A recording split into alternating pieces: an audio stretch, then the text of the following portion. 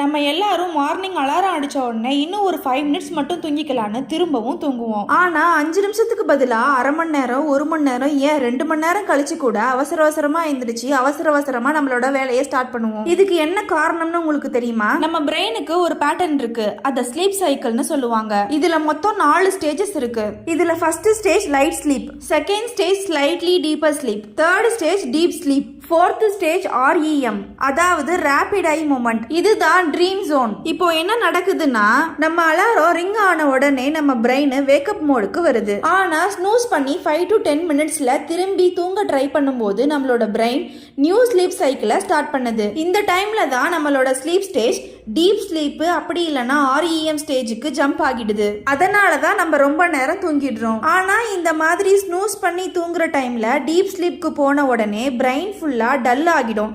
திரும்ப வேக்கப் ஆகும்போது ஒரு மாதிரி கன்ஃபியூஸ்டா ரொம்ப டயர்டாகவும் ஃபீல் பண்ணுவோம். 5 மினிட்ஸ் தானேன்னு நினைச்சு ஸ்னூஸ் பண்ணி டீப் ஸ்லீப்குள்ள டைவ் பண்ணா மார்னிங் ஃபுல்லா ஜாம்பி மாதிரி தான் நடக்கணும். நீங்களும் 5 நிமிஷம் தூங்கலான்னு நினைச்சு அரை மணி நேரத்துக்கு மேல தூங்கிருக்கீங்க அப்படின்னா இந்த வீடியோக்கு ஒரு லைக் போடுங்க. இந்த வீடியோ உங்களுக்கு பிடிச்சிருந்துச்சுன்னா நம்ம சேனலை சப்ஸ்கிரைப் பண்ணி சப்போர்ட் பண்ணுங்க.